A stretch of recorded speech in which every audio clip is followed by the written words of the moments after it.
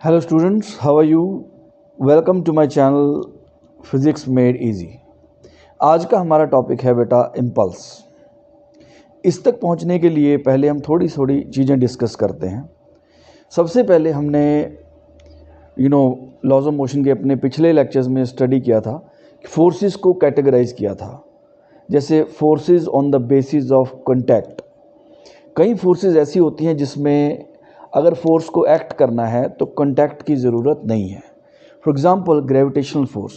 Gravitational force किसी भी object को बिना कॉन्टैक्ट के पुल कर सकता है। फॉर एग्ज़ाम्पल ये मार्कर है, इस मार्कर को आप रिलीज़ कर दो, आप देख सकते हो अर्थ ने इसको अपनी तरफ पुल कर लिया। तो ग्रेविटेशनल फोर्स को एक्ट करने के लिए फिज़िकल कॉन्टैक्ट की ज़रूरत नहीं है। लेकिन सपोज़ इसी मार्कर को मुझे सपोर्ट करना है, तो यानी कि नॉर्मल रिएक्शन से मैं इसके वेट को बैलेंस कर रहा हूँ। लेकिन आप देख सकते हो जब तक मेरा हाथ इसके फिज़िकल कांटेक्ट में नहीं होगा तो नॉर्मल रिएक्शन एक्ट नहीं करेगा। तो नॉर्मल रिएक्शन को या फ्रिक्शनल फोर्स को एक्ट करने के लिए फिज़िकल कांटेक्ट का होना ज़रूरी है। फिज़िकल कांटेक्ट के बिना कांटेक्ट फोर्सेस एक्ट नहीं कर सकती। अब हम एक और डिफरेंट वे से फोर्सेस को कैटेगराइज करते हैं। कई फोर्सेस होती हैं जो काफ़ी टाइम के लिए एक्ट करती हैं, जैसे gravitational force. It is always acting on anything on the earth.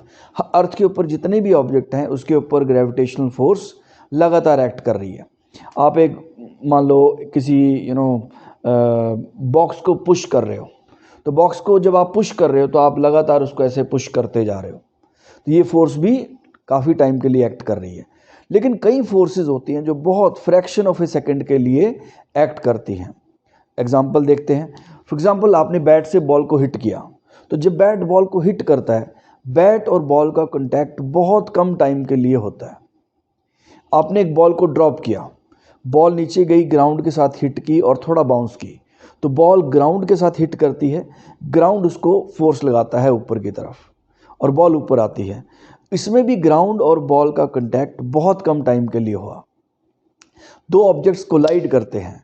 For example आप कैरम बोर्ड खेलते हो, कैरम बोर्ड में आपने स्ट्राइकर को हिट किया, तो जब आपने स्ट्राइकर को हिट किया, आपकी फिंगर और स्ट्राइकर बहुत कम टाइम के लिए कांटेक्ट में आते हैं।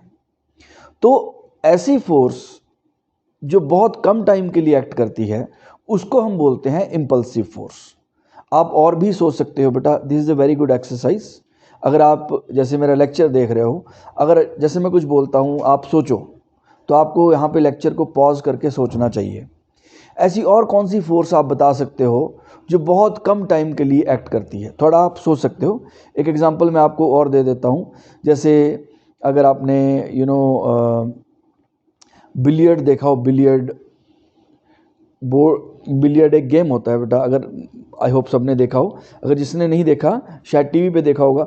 उसमें एक स्टिक होती है और एक बोर्ड, कैरम बोर्ड जैसा होता है, कैरम बोर्ड से काफ़ी बड़ा बोर्ड होता है, उसमें बॉल्स होती हैं, तो बॉल को स्टिक से हिट करते हैं। तो बॉल को स्टिक से जब आप हिट करते हो तो स्टिक जो है बॉल को बहुत कम टाइम के लिए टच करता है। स्टिक का और बॉल का कॉन्टैक्ट बहुत ही कम टाइम के लिए होता है। या अगर आप गांव में रहते हो तो आपने शायद गुल्ली डंडा देखा होगा। गुल्ली डंडा, डंडे के साथ आप गुल्ली को बहुत कम टाइम के लिए टच आप हिट करते हो, लेकिन डंडा और गुल्ली का जो कांटेक्ट है बहुत ही कम टाइम के लिए होता है। तो ऐसी फोर्स जो बहुत ही कम टाइम के लिए एक्ट करती है उसको हम बोलते हैं इम्पल्सिव फोर्स। तो सर इम्पल्स क्या है? उस इम्पल्सिव फोर्स के इफेक्ट या फिर इम्पैक्ट को इम्पल्स बोलते हैं, राइट। इम्पल्सिव फोर्स का जो इफेक्ट आया है, और फोर्स का इफेक्ट क्या होता है बेटा? Change in momentum. जब भी फोर्स एक्ट करती है वो क्या करती है? मोमेंटम चेंज कर देती है ऑब्जेक्ट का। तो चेंज इन मोमेंटम जो होता है वो इम्पल्स होता है, राइट। सो हम थोड़ा सा लिखते हैं। पहले हम लिखते हैं impulsive force. What is impulsive force? A force which acts for a very short duration of time.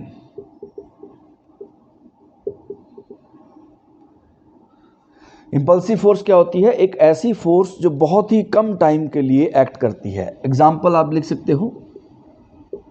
Kicking, आपने एक फुटबॉल को किक किया। जब आप फुटबॉल को किक करते हो तो जो फोर्स एक्ट करती है बहुत कम टाइम के लिए एक्ट करती है। कोलिजन, कोलिजन में भी फोर्स जो है वो बहुत ही कम टाइम के लिए एक्ट करती है। Bat hitting the ball, bat hitting the ball, इन इवेंट्स के अंदर बेटा जो फोर्सेस हैं उनको हम इंपल्सिव फोर्सेस बोलते हैं। Impulsive force, a force which acts for a very short duration of time. अच्छा, इंपल्स क्या होता है, हम इसको भी स्टडी कर लेते हैं। इंपल्स, इफेक्ट ऑफ फोर्स और इम्पैक्ट ऑफ फोर्स भी इसको कई बार बोल देते हैं। Impact of force is called impulse. अब इसको हम कैलकुलेट करने की कोशिश करते हैं, इसका मैथमेटिकल फॉर्मूला। ये तो हमने इसको फिजिकली डिफाइन कर दिया। Effect of force is called impulse. बेटा डिफरेंशिएट रखना है इनको, इनको अलग अलग समझना है। इंपल्सिव फोर्स, इंपल्स कोई फोर्स नहीं है, इंपल्स इफेक्ट ऑफ फोर्स है। इसके यूनिट्स भी अलग हैं बेटा, डायमेंशंस भी अलग हैं। तो इंपल्स और इंपल्सिव फोर्सेस अलग अलग हैं, राइट। तो आपको यही चीज़ें अच्छे से समझनी होती है बेटा। अब हम इंपल्स को डिफाइन करते हैं। ये न्यूटन सेकंड लॉ से आता है। न्यूटन सेकंड लॉ क्या होता है, if you remember second law, F equals to dp by dt, F vector equals to dp by dt। और इसको हम अगर एवरेज फोर्स लिखना हो, average force equals to delta p upon delta t। F average equals to delta p vector upon delta t। ये average force है, ये instantaneous force है। बेटा यहाँ से आप इसको क्रॉस मल्टीप्लाई करो, F average into delta t equals to delta p vector. ये जो डेल्टा p वेक्टर है इसी को ही इंपल्स बोला जाता है, I। So I equals to कितना आ गया आपके पास, delta p vector. Delta p vector is known as impulse, यानी कि change in momentum. Change in momentum को हम इंपल्स बोलते हैं। या फिर इसको कैसे कैलकुलेट करेंगे, F average into delta t, F average into delta t, right. आप डेल्टा p को भी लिख सकते हो, यस ये वेक्टर क्वांटिटी है बेटा, I वेक्टर हमें लिखना चाहिए। Delta p vector equals to क्या हो गया, P2 vector minus P1 vector, या इसको आप P final minus P initial लिख लो।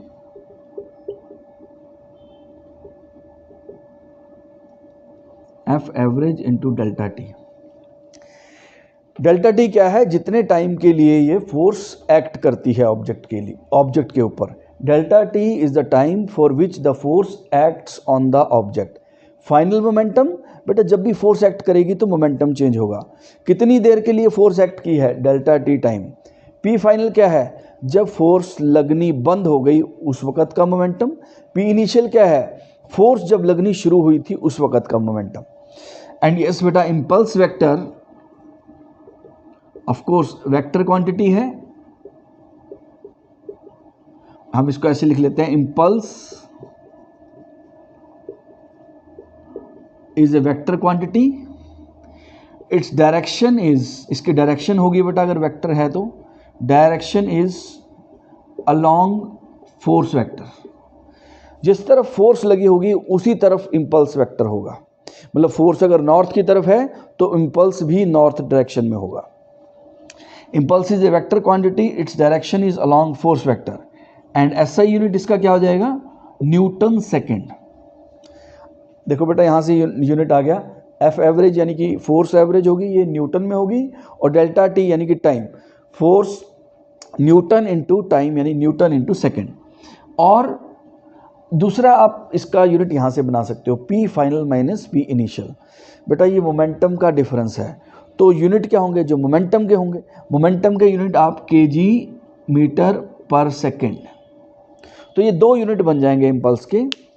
तो इम्पल्स इज ये वेक्टर क्वांटिटी है, कैसे निकलेगा, P final minus p initial. अगर बेटा एक लाइन में आपको इम्पल्स बताना हो तो आप क्या बोलोगे, sir impulse means change in momentum.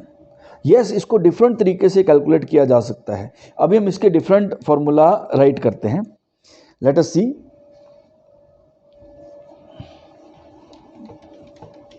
बेटा आप वीडियो पॉज करके नोट्स बना सकते हो, तो इसलिए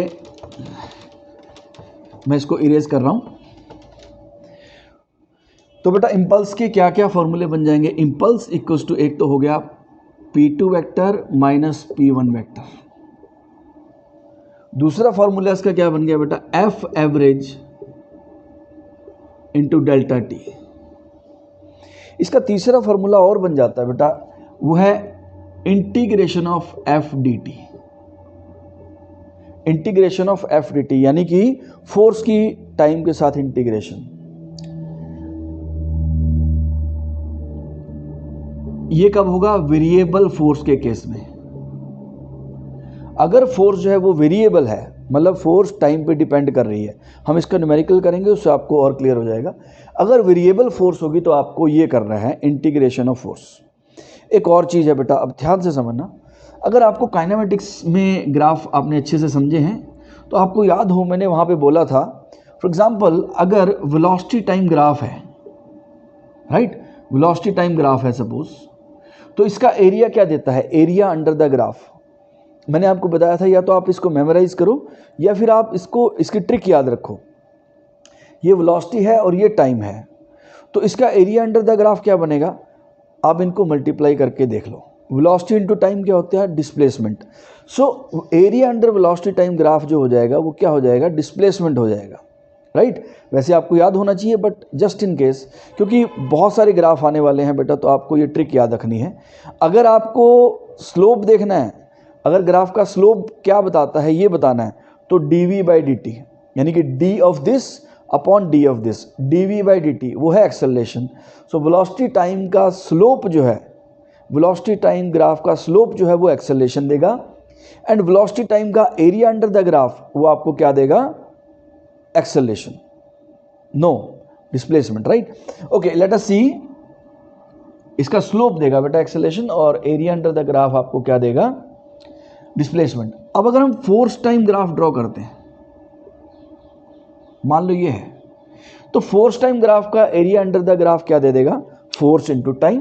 लेकिन फोर्स इंटू टाइम क्या है? अभी हमने पढ़ा, force into time is yours impulse.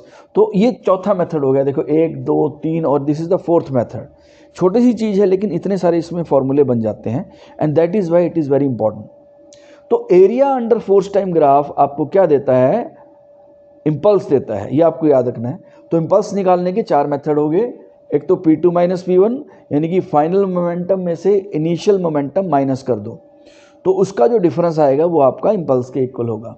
अगर एवरेज फोर्स दे रखी है, उसको टाइम से मल्टीप्लाई कर दो। किस टाइम से मल्टीप्लाई करना है? जितने टाइम के लिए फोर्स एक्ट की है। ओके, अगर फोर्स वेरिएबल है तो उस केस में आपको इंटीग्रेशन करना पड़ेगा। और अगर ग्राफिकल क्वेश्चन है, यानी कि ग्राफ दिया हुआ है क्वेश्चन का, तो उसमें फोर्स टाइम ग्राफ दिया होगा, उसका आपको area under the graph calculate करना है।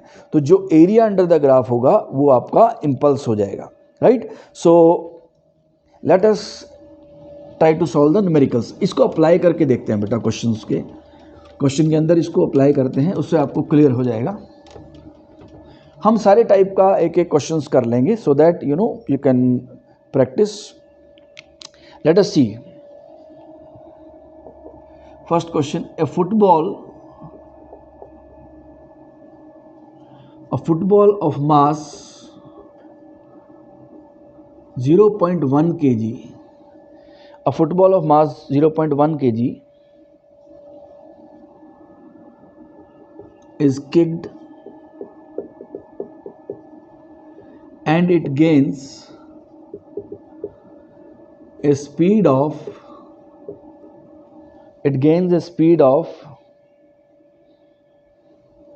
10 meter per second. If the foot was in the contact of the ball for 1 millisecond, 1 millisecond. Small m stands for milli. Find first part, change in momentum. Second part, impulse. Third part, average force exerted on the ball. एक football है बेटा, उसका मास 0.1 kg है और उसको हमने kick किया. ये सब लोगों ने करके देखा है, ग्राउंड में सब लोग खेलते हैं. और किक करने के एकदम बाद जो बॉल की स्पीड है वो 10 मीटर पर सेकंड हो गई. अब ये बोलते हैं अगर फुट कंटैक्ट में था 1 मिली सेकंड के लिए, 1 मिली सेकंड के लिए फुट जो है वो कंटैक्ट में था. Find first part change in momentum, second part impulse and third part average force exerted on the ball. Okay, let us solve this question. इसका फर्स्ट पार्ट करते हैं बेटा. Change in momentum. Change in momentum मतलब delta p vector equals to p final minus p initial. Right, vector लगाने की जरूरत नहीं है क्योंकि सब कुछ स्ट्रेट लाइन में हो रहा है. तो P final minus p initial. Okay, P final कितना हो गया? मास 0.1 एंड स्पीड यानी कि फाइनल वेलोसिटी कितनी होगी? 10. ओके, माइनस 0 क्योंकि बॉल इनिशियली एट रेस्ट था, हम यहां मान सकते हैं. सो 0.1 into 10 minus initial momentum, final momentum minus initial momentum, तो कितना आ गया बेटा? 1 न्यूटन सेकेंड. तो ये आपका आ गया change in momentum. Right, second part देखते हैं, इम्पल्स. अभी हमने पढ़ा impulse is nothing but change in momentum. तो ये भी कितना आ गया? 1 न्यूटन सेकेंड. देखो डिफरेंट नाम है लेकिन एक ही चीज है. चेंज इन मोमेंटम पूछा, ये कैलकुलेट कर लिया, final momentum minus initial momentum, और इसकी वैल्यू आ गई 1 न्यूटन सेकेंड या फिर 1 kg मीटर पर सेकेंड भी आप बोल सकते हो. एंड इम्पल्स क्या होता है? Impulse is also change in momentum. तो यही आंसर आ गया. ओके, थर्ड पार्ट देखते हैं, average force exerted on the ball. Ball के ऊपर एवरेज फोर्स कितनी एक्सर्ट की गई है? बेटा इम्पल्स किसके इक्वल है? Impulse equals to F average into delta T. Delta T अगर आपको कंफ्यूज करता है तो आप यहाँ टी भी लिख सकते हो. डेल्टा टी मतलब ये वो टाइम है, आप सिंबल कुछ भी यूज़ कर सकते हो बेटा. ये वो टाइम है जिस टाइम के लिए फोर्स ने एक्ट किया है. अब बेटा इम्पल्स हमने निकाला हुआ है 1, एफ एवरेज हमें फाइंड करना है. डेल्टा टी इन्होंने बोला foot was in the contact of the ball for 1 millisecond यानी कि 10 to the power -3. तो बेटा इसका अगर आप सिंप्लीफाई करोगे एफ एवरेज इक्वल्स टू कितना आ गया? 1/10 to the power -3. So F average कितनी आ गई? 10 to the power 3 न्यूटन, यानी कि 1000 न्यूटन फोर्स बॉल के ऊपर एक्ट करती है. Right, so simple 10 to the power -3 ऊपर जाके प्लस हो जाएगा. So you can see that is how you can solve the question. आपको क्या क्या याद रखना है? चेंज इन मोमेंटम कैसे निकलेगा? बेटा चेंज कभी भी किसी का भी निकालना हो तो final value minus initial value से आता है. इम्पल्स चेंज इन मोमेंटम होता है, तो डेल्टा पी, यही आंसर आ गया. और third average force exerted on the ball. तो हमें पता है बेटा इम्पल्स किसके इक्वल होता है? Average force into time taken. तो इसमें वैल्यू पुट करी, आपका आंसर आ गया. Late us solve the next question.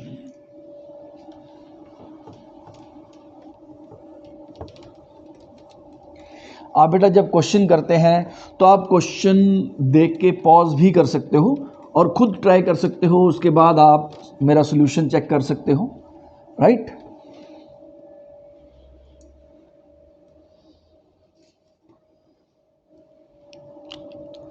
Next question क्या है? A ball of mass 500 gram. A ball of mass 500 gram is given an impulse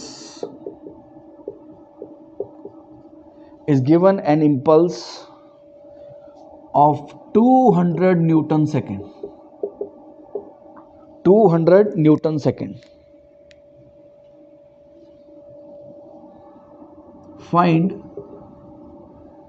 first part velocity gained by the ball. Second part,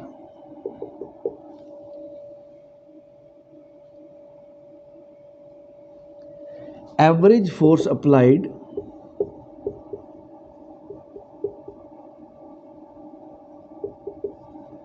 if the contact of the force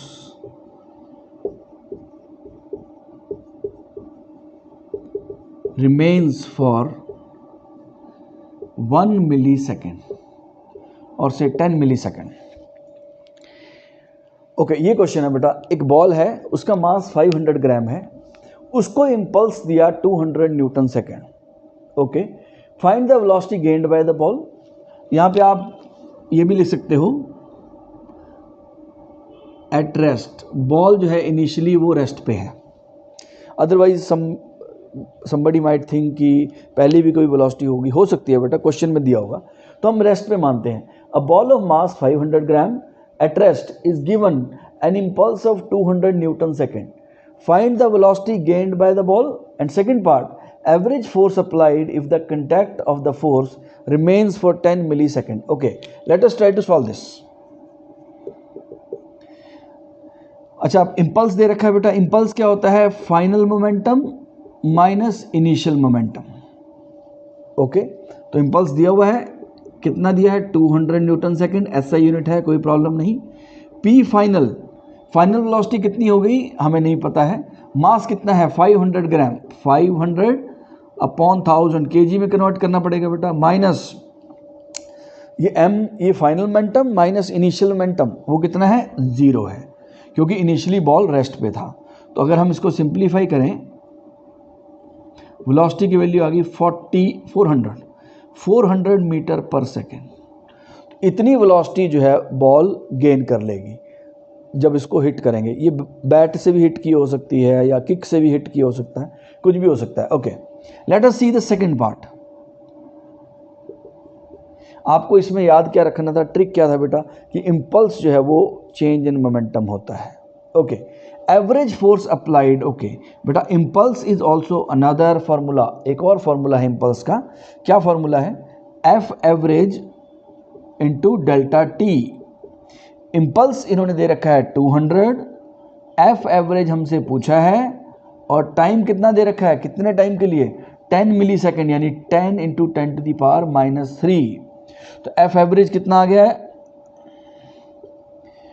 ये हो गया बेटा 200 upon 10 to the power -2।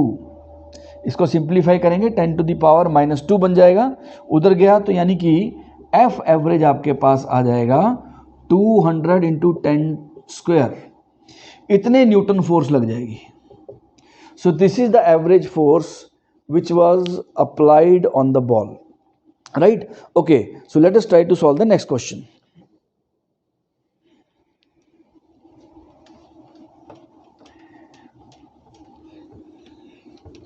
बेटा इसमें आपको ध्यान रखना है, इंपल्स, लीनियर मोमेंटम, ये वेक्टर क्वांटिटीज हैं, इनको वेक्टर की तरह डील करना है, इनकी डायरेक्शंस मैटर करती हैं।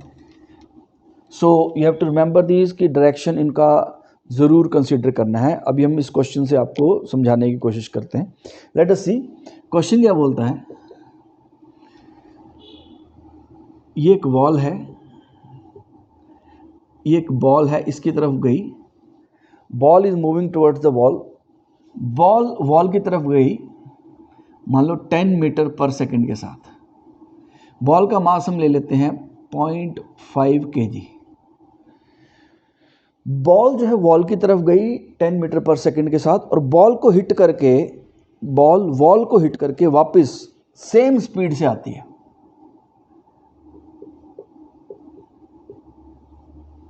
राइट। 10 मीटर पर सेकंड से हमने बॉल फेंकी बहुत फास्ट, तो जब बॉल वॉल को हिट करने वाली थी उसकी स्पीड थी 10 मीटर पर सेकंड, और बॉल जब वॉल को हिट करके वापस आई फिर से जो स्पीड है वो 10 मीटर पर सेकंड है। अब लेट अस सी, फाइंड, लेट अस सी क्या क्या पूछते हैं। First, change in momentum. Okay. Second part, impulse imparted to the ball. Ball को कितना इम्पल्स मिला. ओके.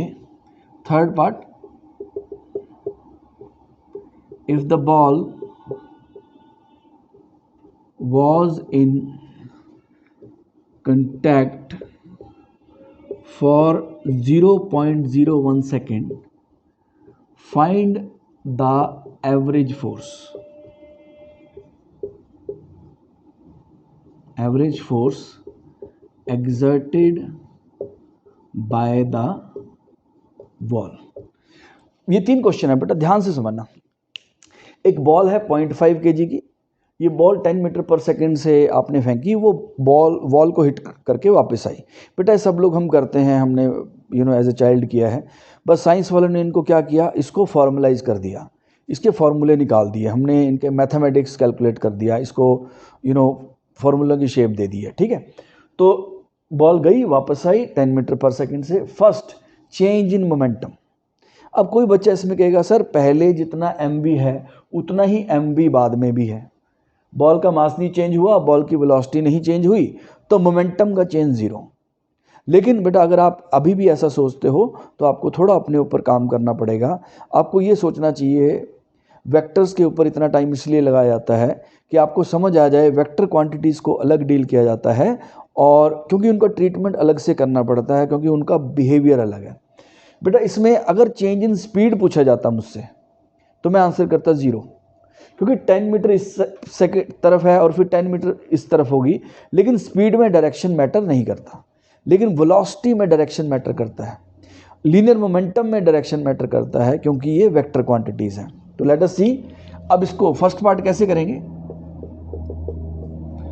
P इनिशियल मोमेंटम कितना हो गया 0.5 इंटू 10, बेटा कितना आ गया 5 newton second. Okay. P final momentum कितना हो गया -0.5 इंटू 10, -5 न्यूटन सेकेंड. सर ये माइनस कहाँ से आया.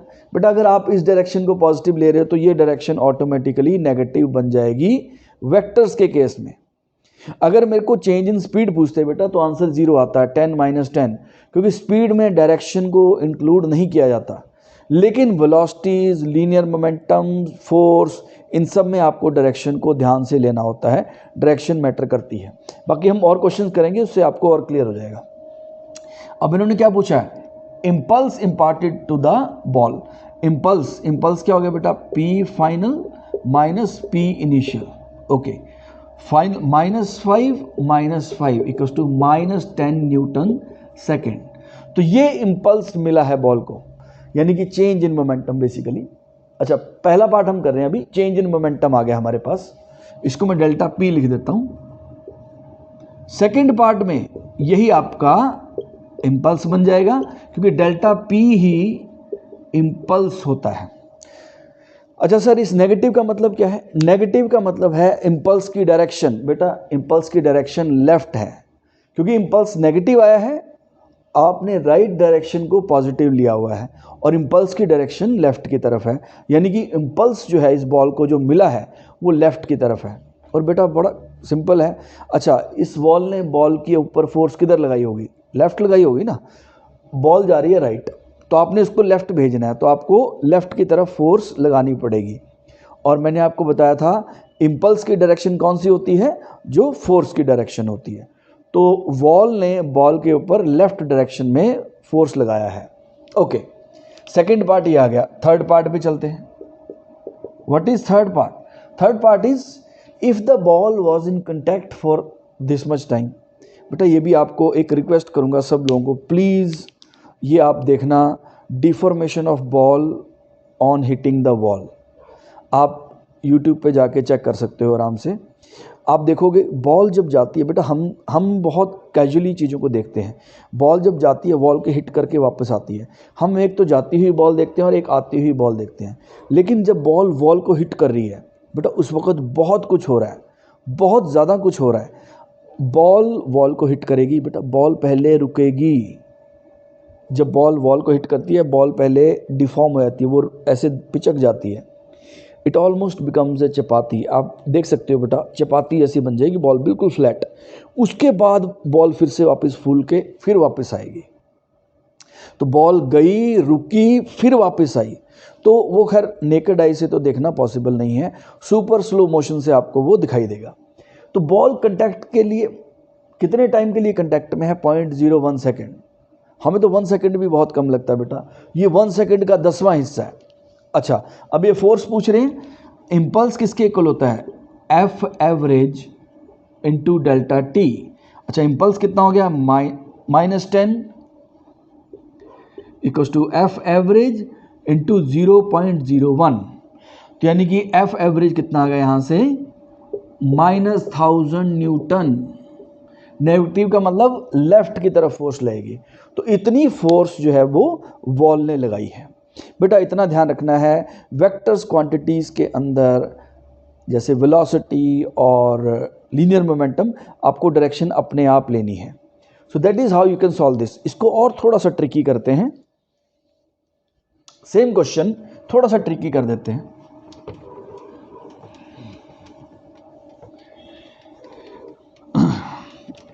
ये तो बॉल डायरेक्ट जाके हिट कर गई। सपोज बेटा बॉल एंगल पे हिट करे तो क्या होगा? लेट अस सी। बॉल ने एंगल पे हिट किया,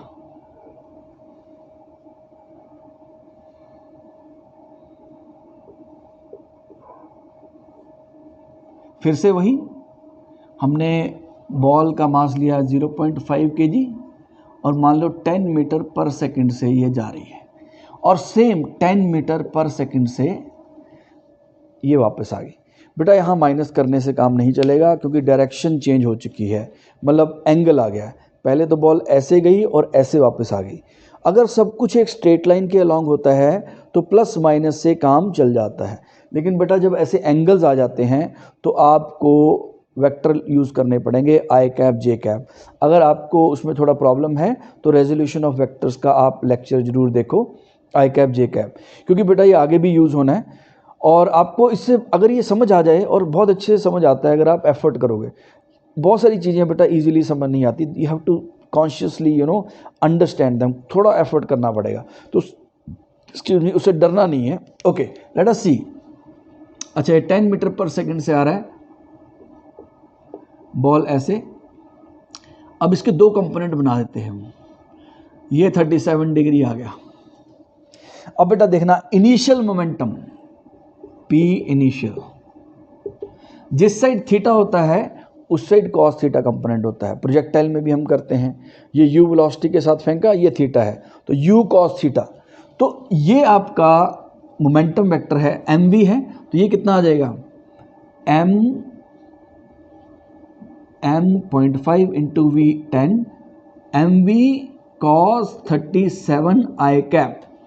ये इस तरफ mv cos 37 i कैप, और नीचे की तरफ mv sin 37। mv मैंने वैल्यूज पुट कर दी हैं बस, mv sin 37 j cap minus, क्योंकि बेटा ये एक्स एक्सिस तो इस तरफ आई कैप यूनिट वेक्टर होता है, नीचे की तरफ माइनस जे कैप, क्योंकि ऊपर की तरफ जे कैप होता है। ओके, ये वाला कंपोनेंट लिख दिया। अब ये वाला कंपोनेंट लिखते हैं -5 इंटू 0.5 इंटू 10 इंटू साइन 37 जे कैप माइनस।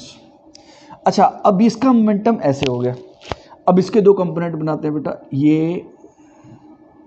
अब ये एंगल भी 37 होगा, जिस एंगल पे बॉल हिट करती है उसी एंगल पे रिफ्लेक्ट होती है। Angle of incidence equals to angle of reflection.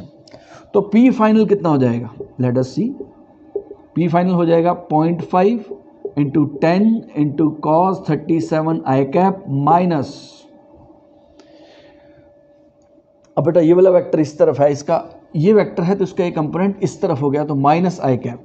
इसको थोड़ा अच्छे से लिख देते हैं, 0.5 into 10 into cos 37 I cap, और दूसरा कंपोनेंट नीचे की तरफ 0.5 इंटू 10 इंटू साइन 37 जे कैप।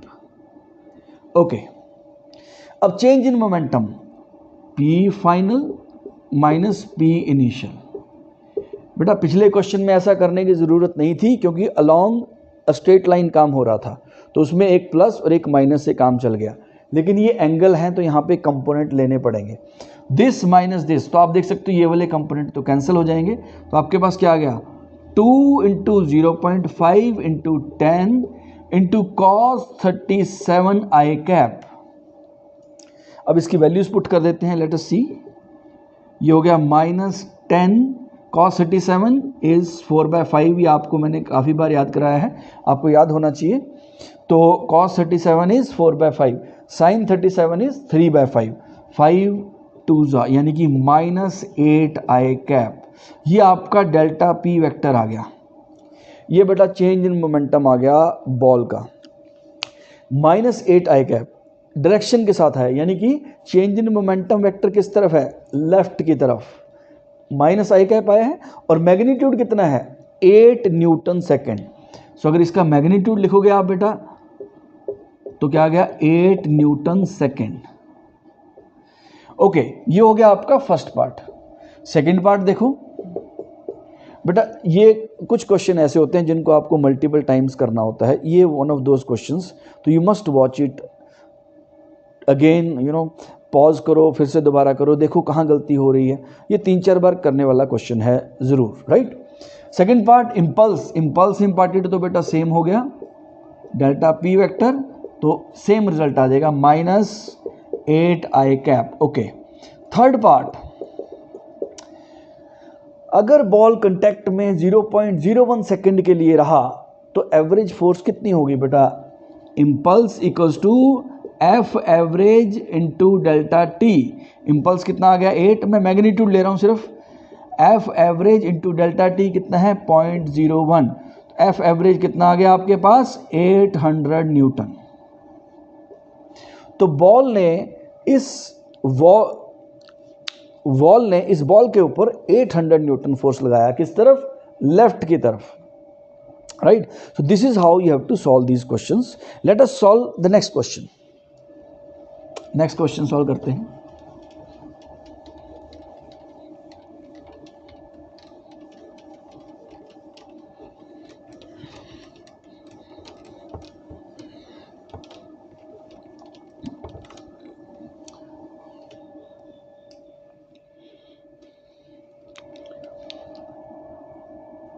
अब हम बेटा वेरिएबल फोर्स वाला क्वेश्चन सॉल्व करते हैं, जिसमें फोर्स जो है वो टाइम पे डिपेंड करती है, right. Let us see, a gun has a spring which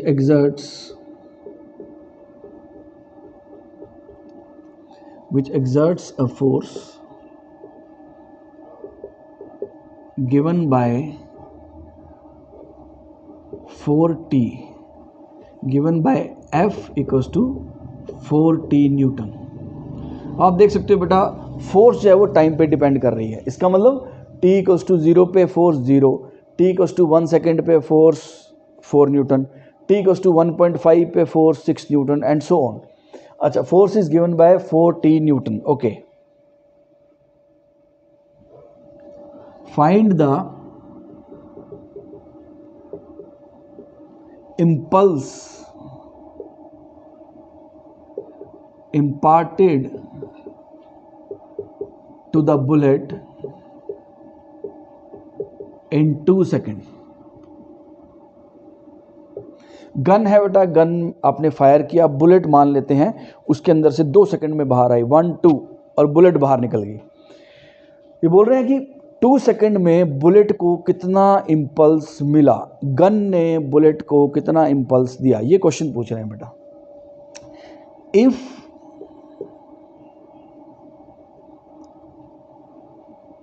just a second, okay, yes, यही क्वेश्चन है। लेट अस सॉल्व दिस, इसको सॉल्व करते हैं। F equals to 40 newton, find the impulse imparted to the bullet in 2 second.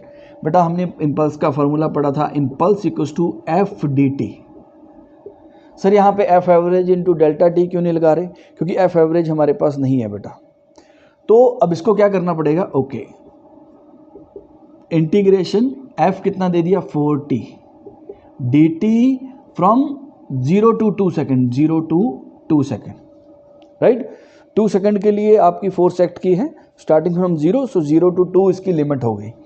So I equals to 4 constant है बाहर आ गया, integration of t dt from 0 to 2, okay. I equals to 4, अब t की इंटीग्रेशन क्या होगी बेटा t स्क्वायर अपॉन 2।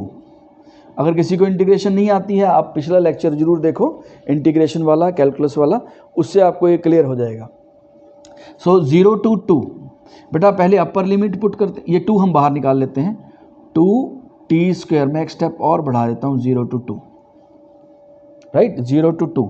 अब इम्पल्स इक्वल्स टू कितना आ गया t स्क्वायर। अब बेटा पहले अपर लिमिट पुट करते हैं फिर लोअर लिमिट, तो आई इक्वल्स टू कितना आ गया 8 newton second. This is the impulse imparted to the bullet.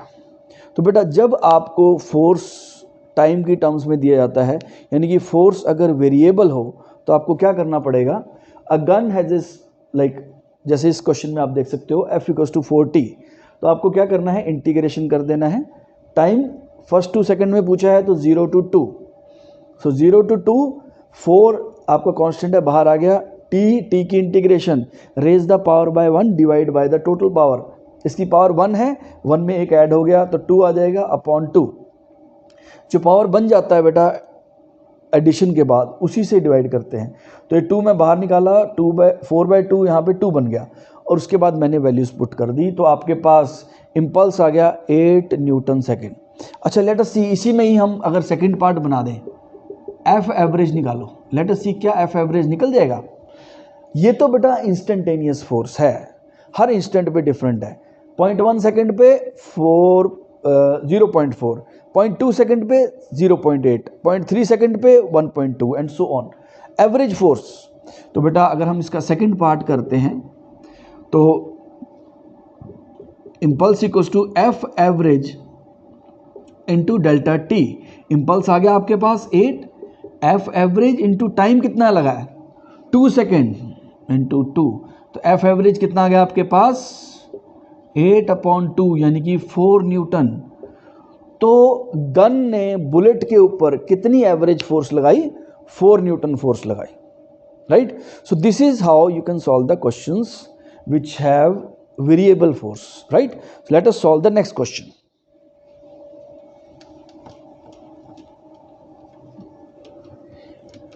ये क्वेश्चन थोड़ा सा ट्रिकी है बेटा, ये एक ऐसा क्वेश्चन है जिसमें काइनेमेटिक्स यूज हो गया है। Let us try to solve this.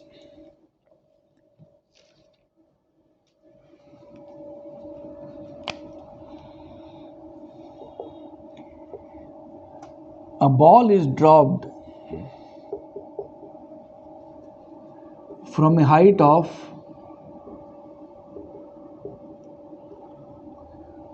45 meter. After hitting the ground,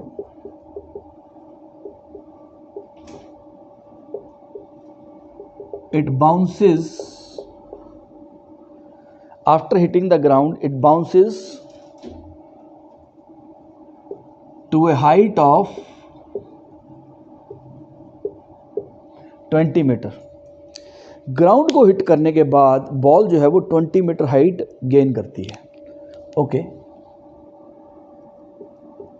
if it remains in contact with the ground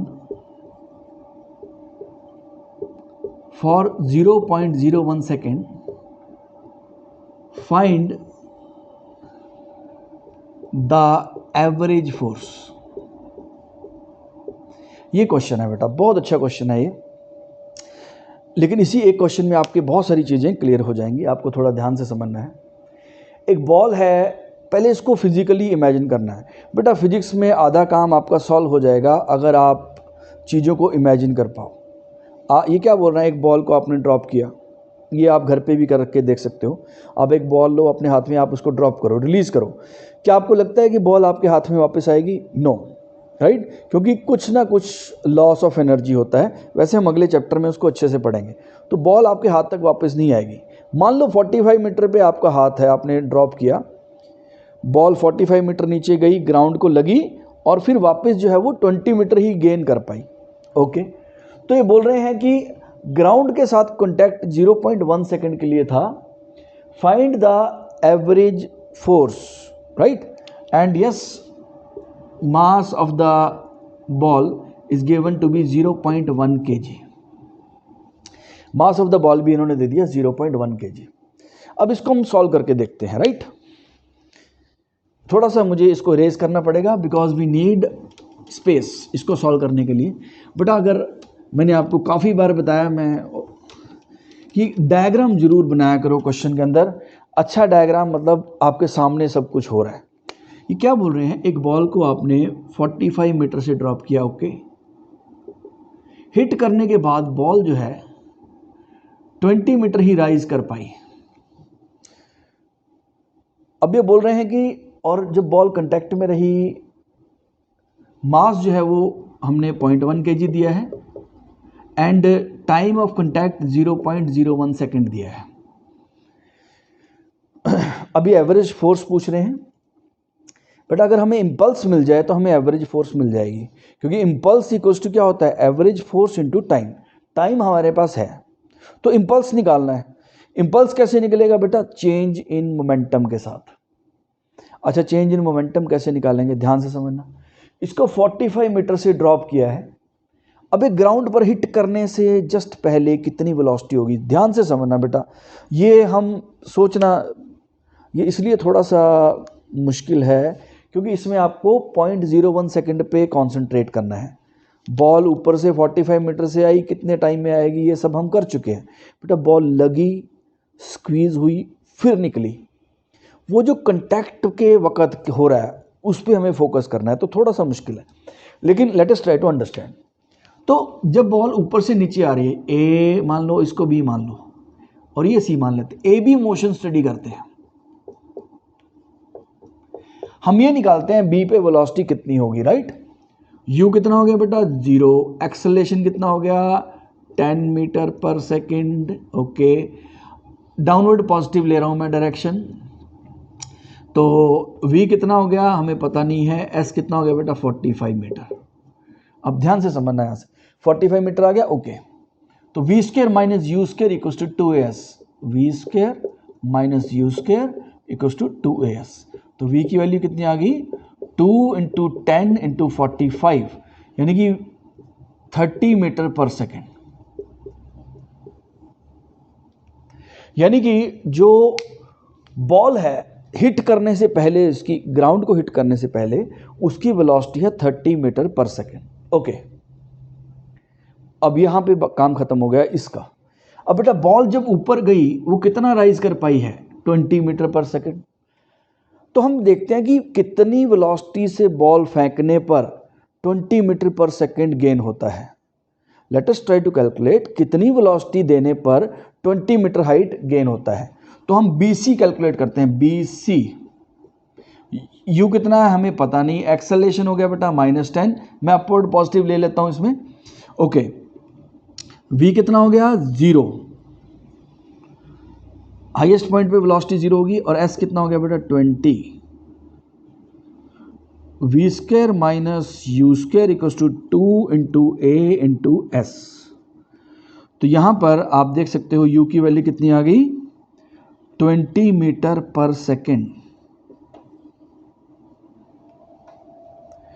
यानी कि बॉल जब ऊपर की तरफ चलना शुरू हुई तो उसकी वेलोसिटी 20 मीटर पर सेकेंड थी। अब हमारे पास बेटा ये आ गया केस, हिट करने से पहले 30 मीटर पर सेकेंड, और जब यहां से निकली बॉल 20 मीटर पर सेकेंड, 10 मीटर पर सेकेंड का बेटा लॉस हो गया। मतलब हिट करते वक्त 10 मीटर पर सेकेंड लॉस हो गया है। इनिशियल वेलोसिटी कितनी, अब थोड़ा ध्यान से समझना। अब ये हमारा इनिशियल और फाइनल है।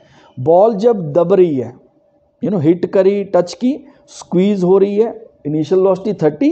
उसके बाद जब बॉल ग्राउंड से निकली, चली ऊपर की तरफ, तो वेलोसिटी 20 मीटर पर सेकेंड। अब देखना बेटा ध्यान से। अब इम्पल्स क्या होता है, P final minus P initial. अब देखना बेटा ध्यान से, इस मोशन को स्टडी करना है हमने। इन दोनों का काम जो था वो हो चुका है। इस मोशन का काम था आपको वेलोसिटी देना, कितनी वेलोसिटी से ये हिट करेगा। इस मोशन का काम क्या था, आपको वेलोसिटी देना कि कितनी वेलोसिटी से ये निकलेगा। ओके, अब देखना बेटा ध्यान से। अच्छा, अब इसमें बेटा आपकी चॉइस है डाउनवर्ड पॉजिटिव लेना है या अपवर्ड पॉजिटिव लेना है, जो भी आप करना चाहो। मान लेते हैं मैं डाउनवर्ड पॉजिटिव ले लेता हूँ। देखना, डाउनवर्ड पॉजिटिव ले लिया तो फाइनल इंपल्स नेगेटिव हो जाएगा क्योंकि ऊपर की तरफ है, राइट। मैं इसको इरेज करता हूं ताकि ये कंफ्यूज ना करे आपको। ये हमने कैलकुलेट कर लिया है, आप एनीवेज रिवाइंड करके देख सकते हो। बेटा ये भी ऐसा क्वेश्चन है जो आपको अच्छे से बार बार देखना चाहिए। इसमें काइनेमेटिक्स भी रिवाइज हो रहा है, राइट। अब आप बेटा इस पे फोकस करो, इसके ऊपर हमने फोकस करना है। कोलिजन से पहले 30 मीटर पर सेकेंड, कोलिजन के बाद 20 मीटर पर सेकेंड। अब देखना ध्यान से। अच्छा, P इनिशियल। अब बेटा क्योंकि सब एक लाइन के अलोंग हो रहा है, ये तो मैंने साइड में इसलिए दिखाया कि आपको समझ आ जाए। अदरवाइज बॉल ऐसे गई और ऐसे ऐसे नीचे आई और ऐसे ही गई है, तो लाइन के अलोंग सब कुछ हो रहा है। सिर्फ समझाने के लिए मैंने अलग अलग दिखा दिया इसको। Okay, P initial 30 into mass कितना है 0.1 न्यूटन सेकेंड। ये इनिशियल मोमेंटम हो गया। डाउनवर्ड मैंने पॉजिटिव ले लिया। P फाइनल कितना हो गया बेटा, अपवर्ड है, तो 20 इंटू 0.1 न्यूटन सेकेंड माइनस, तो चेंज इन मोमेंटम क्या होता है, P final minus P initial, यानी कि दिस माइनस दिस कितना हो गया, -2 -3, यानी कि -5 न्यूटन सेकेंड। 20 इंटू 0.1 2 हो गया, 30 इंटू 0.1 3 हो गया।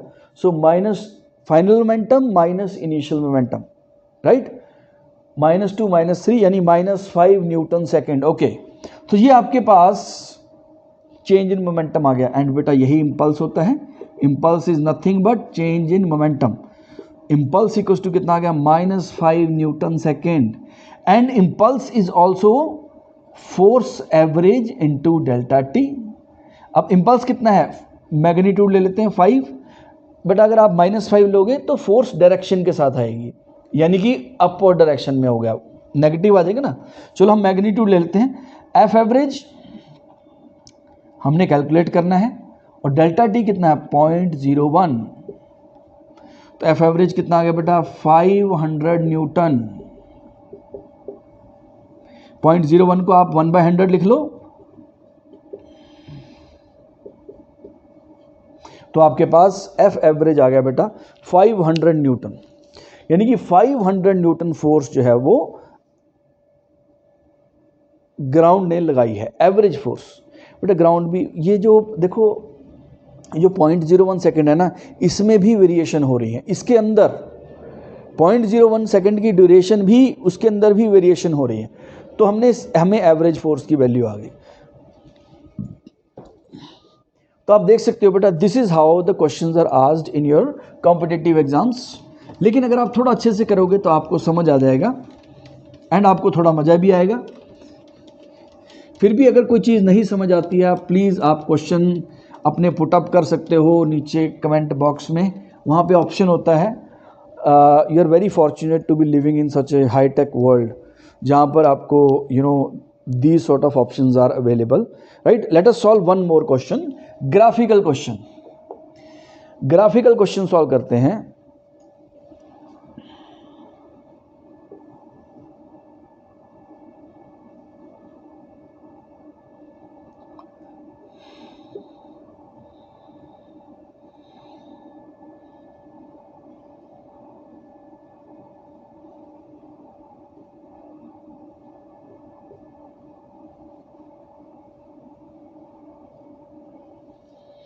Just a second.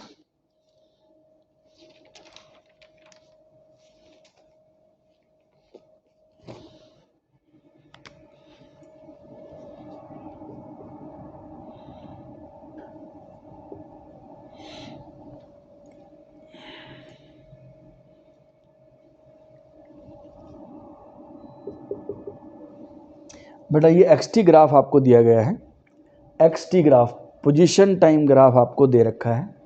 अभी क्या पूछ रहे हैं, लेट अस सी। बेटा ये एनसीईआरटी का क्वेश्चन है, find force on the particle, first part,